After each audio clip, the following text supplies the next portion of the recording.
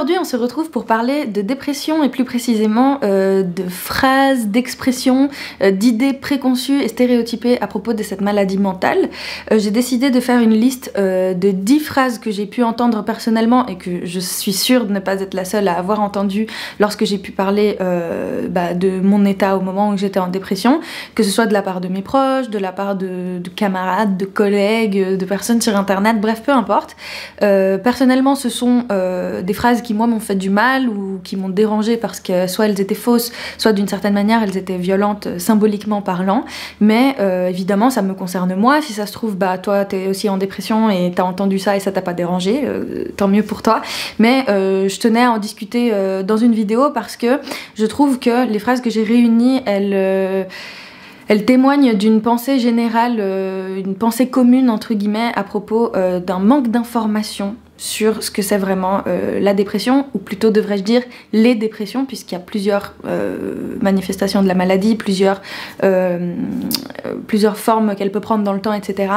Et pour moi c'est important un peu de déconstruire justement ces idées qu'il y a autour de ce que les gens en général pensent de la dépression. Du coup voilà, comme d'habitude, quand je parle de mon expérience personnelle, ce n'est pas la vérité absolue, ce n'est pas de la science infuse, ça concerne que mon vécu, mais je pense que ça va faciliter pas mal la compréhension entre soit les proches de personnes malades, soit les personnes malades elles-mêmes qui sont très dures en fait avec elles-mêmes pour énormément d'entre elles. Moi je l'ai été aussi, hein, j'ai été très dure envers moi à cause justement de ces idées que je t'ai listées dans ces différentes phrases, et je pense que ça va faire du bien un peu à tout le monde et ça va permettre de se comprendre, de faciliter peut-être les relations et la communication autour de ça, parce que moi typiquement dans les phrases que je vais te lire, il y a plein de fois où c'est parti après en dispute ou en prise de distance avec la personne en question parce que justement ça me faisait du mal et cette personne ne comprenait pas pourquoi ça me faisait du mal et moi j'avais pas l'énergie de lui expliquer, bref. Du coup voilà, j'espère que cette vidéo sera utile et que si jamais t'as envie de réagir, de poser des questions, etc., tu le feras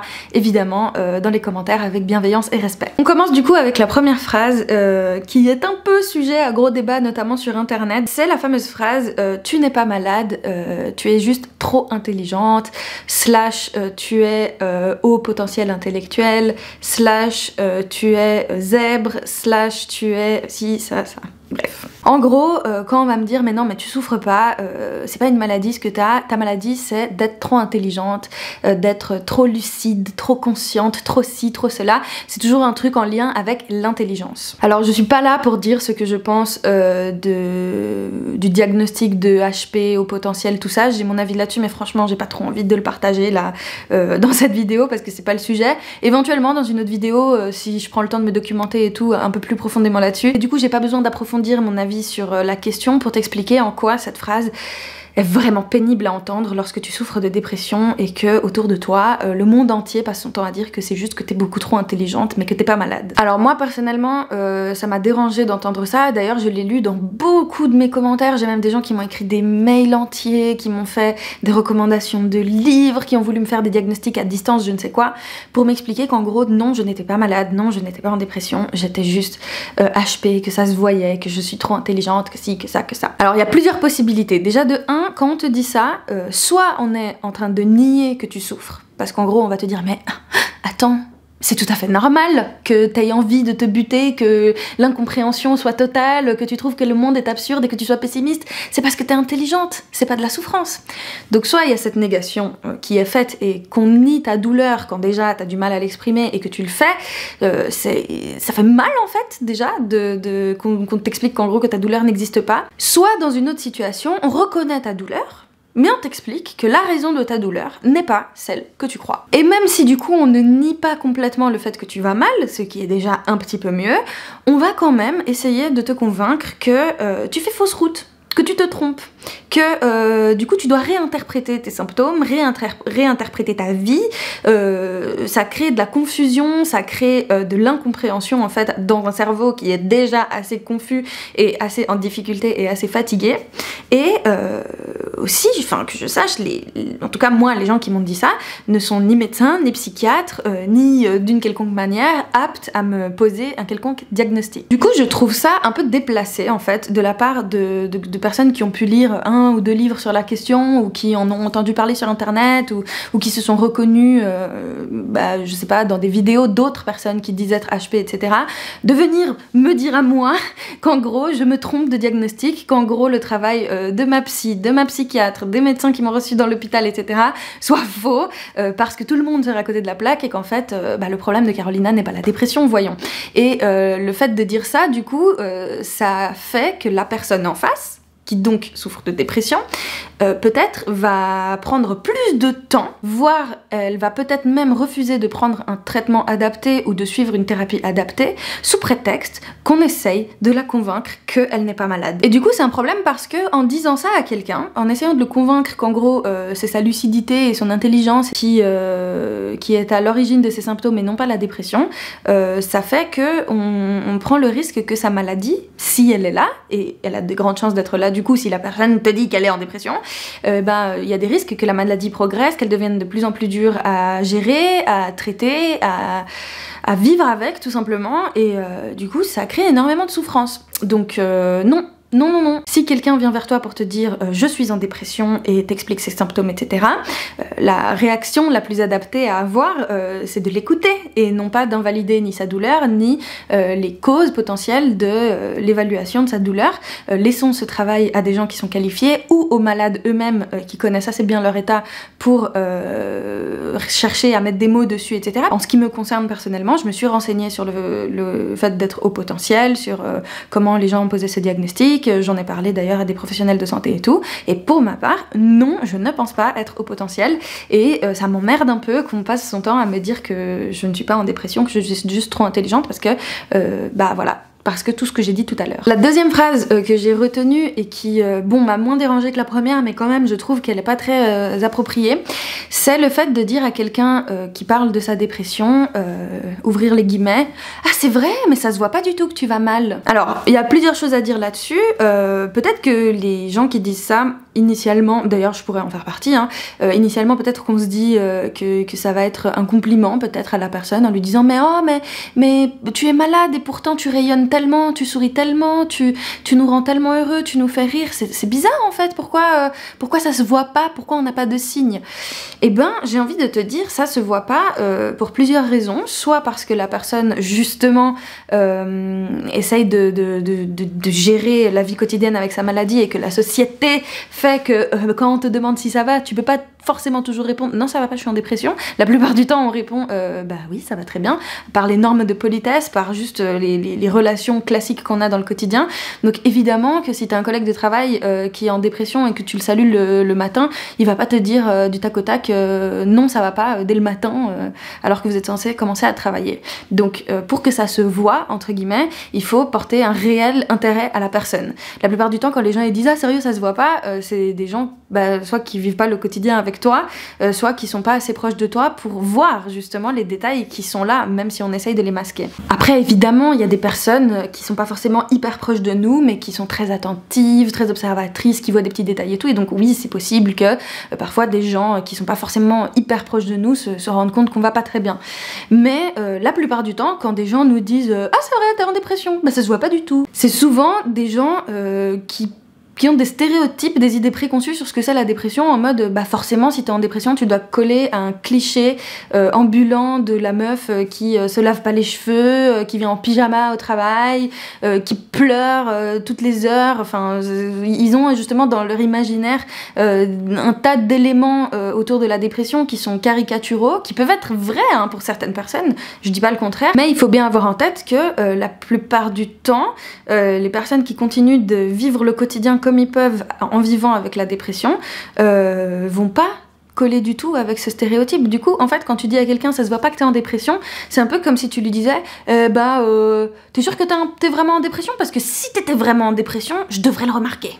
Tu vois? Mais non, en fait, non. De la même manière que tu peux pas forcément remarquer que quelqu'un a une maladie du sang, que quelqu'un porte une prothèse, enfin, tu vois, Enfin, qui dit que tu dois forcément voir les maladies des autres, les troubles des autres, qu'ils soient physiques, mentaux, les deux, peu importe. Donc non, malheureusement, la plupart du temps, ça se voit pas et c'est pas censé se voir pour qu'on nous croie sur parole, pour plein de raisons. Soit t'es pas assez proche de moi, soit tu connais pas assez bien ma maladie pour prêter attention à des détails importants, soit juste je m'efforce au maximum tous les jours de masquer le plus possible ce que je vis pour correspondre à ce qu'on attend de moi au quotidien. Ce que je veux dire, c'est que c'est pas parce que ça se voit pas forcément chez quelqu'un qu'il faut émettre un doute sur la véracité de ce que cette personne ressent, lui demander si du coup elle se fait pas des idées, si elle est pas en train d'exagérer sa douleur parce que peut-être qu'on devrait la voir, etc.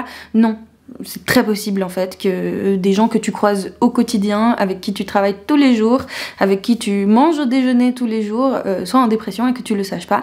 Et je pense que c'est important de se rendre compte que des personnes qui sont en dépression, il y en a énormément et que tu en côtoies sûrement plusieurs sans le savoir. La troisième phrase que j'ai retenue, notamment quand j'ai manifesté mon envie de commencer un traitement médicamenteux, c'est le fait que des gens m'ont dit mais t'es sérieuse, les médicaments c'est pire que de la drogue, limite tu devrais continuer de fumer des pets plutôt que de vouloir commencer des antidépresseurs. Je sais qu'il y a des personnes, notamment sous mes vidéos de la série sur le cannabis, qui m'ont beaucoup écrit à ce sujet en me disant que personnellement moi je préfère fumer mes joints plutôt que de prendre cette merde parce que je sais pas quoi.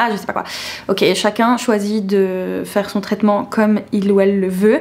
Moi je vais expliquer pourquoi personnellement c'était pas possible de faire ça comme ça. Je voulais pas continuer à fumer des pets tout simplement parce que j'ai une consommation complètement chaotique, dévastatrice pour ma santé, qui n'est pas cadrée, qui n'est pas surveillée entre guillemets par quelqu'un et dont je n'ai pas le contrôle. Donc moi, Carolina, ça me mène à des souffrances qui ne font que renforcer mon état dépressif lorsque je suis en dépression. Si toi tu gères ta consommation de cannabis différemment, eh ben tant mieux pour toi, ce n'est pas mon cas. D'où le fait que j'ai ressenti le besoin d'avoir un traitement qui soit adapté et contrôlé par une personne qui peut surveiller mes symptômes, qui peut diagnostiquer chez moi quelque chose qui m'échappe, peut-être ou peut-être pas, en l'occurrence c'était le cas, qui peut évaluer les risques, etc. En fait, je mets juste entre les mains de quelqu'un de confiance et de qualifier ma santé. C'est juste ça. Donc que des gens me disent que prendre des anxiolytiques et des antidépresseurs c'est pire que de prendre des drogues, je trouve ça absurde parce qu'en fait quand tu te drogues tout seul, que ce soit cannabis ou des drogues dures, y a des gens qui arrivent très bien à gérer et j'ai pas de jugement là-dessus, je m'en fous hein, que les gens se droguent ou pas, c'est pas la question, mais juste on est beaucoup à en faire un très mauvais usage et à empirer nos états physiques ou psychiques et à avoir du mal à arrêter à cause de l'addiction. Donc dire à quelqu'un prends pas de médicaments, c'est pire que les drogues, c'est encourager cette personne à continuer de l'automédication qui en fait n'en est pas vraiment parce que la plupart du temps c'est juste une consommation addictologique, toxique et dangereuse pour la personne, plutôt que de la diriger vers quelqu'un qui pourra vraiment établir un protocole avec des objectifs, avec une surveillance, avec une durée qui doit pas dépasser un certain temps, comme par exemple moi quand j'ai commencé à prendre des anxiolytiques, ma psychiatre, elle m'avait bien expliqué qu'au-delà de 6 semaines, il fallait faire attention, qu'il fallait pas prendre plus de telle dose, etc. Donc toutes ces choses, moi, c'est des outils que j'ai pas en fait sans un médecin, et que si on m'empêche de prendre un traitement, qu'on m'empêche de voir un médecin parce qu'on m'en dissuade, je pourrais jamais avoir comme information. Donc dire ça à quelqu'un, c'est super dangereux parce que si la personne déjà de base se drogue, tu la confortes dans son addiction et tu la confortes dans l'idée qu'elle gère alors qu'elle ne gère pas, et que justement si elle demande un traitement et un suivi thérapeutique par un professionnel, c'est sûrement qu'elle sent qu'elle ne gère pas. Donc si quelqu'un manifeste l'envie de prendre des médocs ou d'être suivi par un médecin, il faut pas l'en dissuader. Non. La quatrième phrase qui est beaucoup revenue, mais alors ça vraiment, mais je comprends pas cette phrase parce que je trouve que c'est complètement con, c'est mais c'est dans ta tête. Oui, that's the point. C'est justement dans ma tête, c'est exactement dans ma tête que ça se passe. En quoi ça invalide la douleur? En quoi ça invalide la notion de maladie qu'il y a derrière? En quoi ça veut dire qu'il faut pas qu'on m'aide? En quoi ça veut dire qu'il faut pas que je me soigne? C'est dans ma tête. Et alors, il y a plein de choses qui se passent dans la tête qui ont besoin d'être réglées, dont la dépression fait partie. Je comprends pas en fait, qu'est-ce que c'est censé dire cette histoire de non mais c'est dans ta tête. Moi je dis c'est dans ta tête à quelqu'un, je sais pas moi, qui passe un examen, qui est sûr de l'avoir raté, je lui dis ah mais c'est dans ta tête que tu l'as raté, en vrai tu vas le réussir, t'inquiète, tu verras, c'est toi qui te fais des idées. D'accord, là ok peut-être, mais dire à quelqu'un qui t'explique que cette personne est en dépression, non mais c'est dans ta tête, ça veut rien dire. Et c'est exactement ça le problème, c'est que c'est dans ma tête que ça se passe mal, et c'est dans ma tête que j'arrive pas à régler le problème. Le fait que tu me dises que c'est dans ma tête, ça rajoute juste de la confusion et de la culpabilité au fait que je ne gère pas ma tête, justement. Donc, c'est de la merde. 5e phrase qui est beaucoup revenue, c'est le fameux « Oh, mais tu sais, de nos jours, tout le monde est en dépression. » Oui, peut-être. Peut-être qu'il y a énormément de personnes qui sont en dépression, mais du coup, qu'est-ce que ça veut dire? Est-ce que ça veut dire que du coup la dépression n'existe pas? Est-ce que ça veut dire du coup que tu n'es pas en dépression parce que vu que tout le monde est en dépression, tout le monde se fait des idées? Au final la dépression c'est même plus une vraie maladie, c'est juste que tout le monde se convainc d'avoir la dépression. Est-ce que c'est ça que ça veut dire? Non, parce qu'en fait dans le même raisonnement on peut dire que de nos jours tout le monde a le cancer. Évidemment c'est pas vrai, hein, de la même manière que c'est pas vrai que tout le monde a la dépression, mais statistiquement il y a beaucoup de personnes qui ont un cancer et pourtant on dit pas aux gens qui ont le cancer non mais tu sais, de toute façon, tout le monde a un cancer aujourd'hui, comme s'il fallait pas le soigner, comme s'il fallait pas faire un traitement, comme s'il fallait pas le traiter. Enfin, oui, on s'en fout. C'est quoi cette histoire? Oui, bah tout le monde l'a de toute façon, bah alors faut pas qu'on s'en foute. Enfin, si je te dis que j'ai ça et que j'en souffre, c'est bien parce que j'en ai marre et j'aimerais bien trouver une solution, ou en tout cas quelque chose qui apaise ma douleur, etc. Le fait que tu me dises mais tout le monde a ça, c'est un peu une manière de dire ah mais en vrai on s'en fout, une dépressive de plus ou de moins, qu'est-ce que ça change? Bah oui, ça change pour moi en fait. La 6e phrase que j'ai relevée, c'est le fameux mais t'es pas en dépression, t'as juste un coup de mou. Un coup de mou.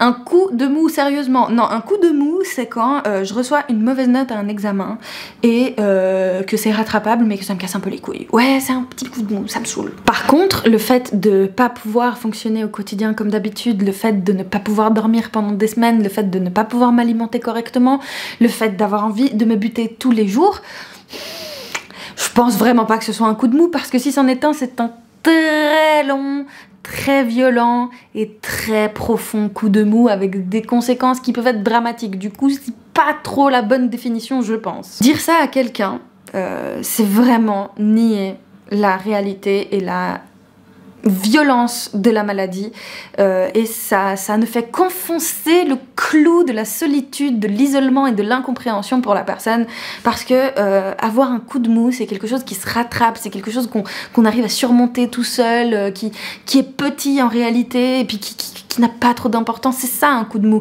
Par contre, une personne qui souffre de cette maladie, le centre du problème c'est que plus ça va et moins elle y arrive.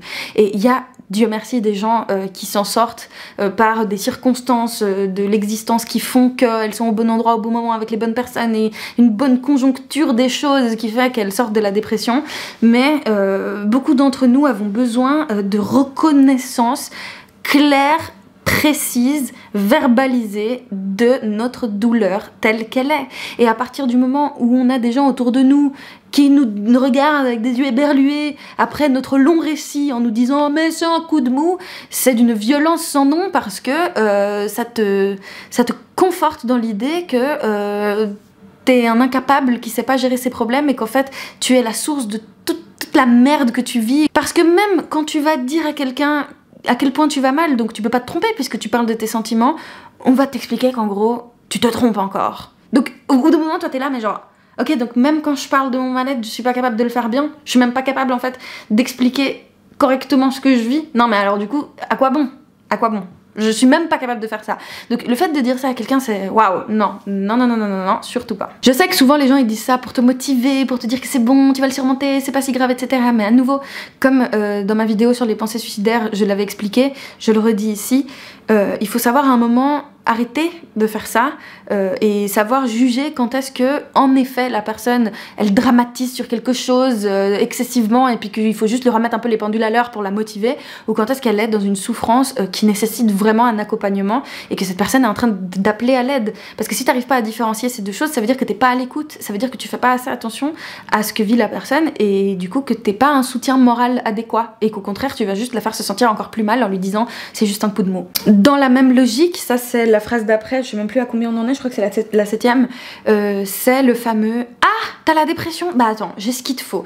Il te suffirait de prendre un cours de ça, faire ci, manger comme ça, arrêter tel aliment, faire du yoga, faire ci, faire ça, blablabla, avec une liste de conseils non sollicités qu'on a probablement déjà essayé avant que tu nous le conseilles. » À nouveau, ça part d'une bonne intention, les personnes pensent bien le faire, les personnes pensent que tu as exactement besoin de ce conseil auquel tu n'avais sûrement pas pensé tout seul. J'ai pas envie de dire que les gens qui disent ça sont mauvais, méchants ou je ne sais quoi, mais juste pareil que pour ce que j'ai dit tout à l'heure, écoute. C'est le meilleur truc que tu peux faire, d'écouter et de demander à la personne qu'est-ce que je peux faire pour toi qui te ferait du bien.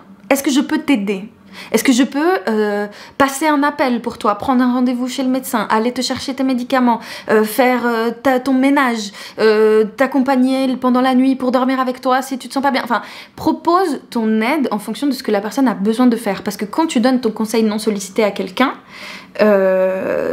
tu peux juste montrer qu'en fait ce qui t'intéresse c'est d'étaler ton pseudo savoir psychologique sur la table en disant bah oui moi j'ai une cousine en fait elle avait une carence en je ne sais quoi et puis elle a pris ça et ça s'est arrangé, mais en fait ça montre que t'écoutes pas ce qu'on dit parce que si t'étais vraiment à l'écoute de ce qu'on disait ta priorité ce serait pas de nous montrer tes ressources mais de nous proposer tes ressources dans le but qu'on t'explique comment on voudrait les utiliser au mieux si c'est ce qu'on le souhaite. Je pense que c'est bon à donner ces conseils à partir du moment où la personne en question manifeste son envie de les écouter.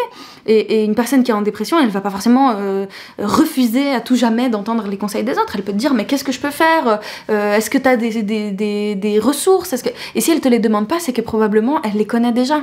Donc le meilleur truc que tu as à faire, c'est juste de proposer ton aide comme la personne souhaiterait être venue en aide. Bref, t'as compris. La 8e phrase que j'ai retenue, c'est le fameux « Mais faut pas être si pessimiste, tu dramatises, t'abuses, t'exagères ».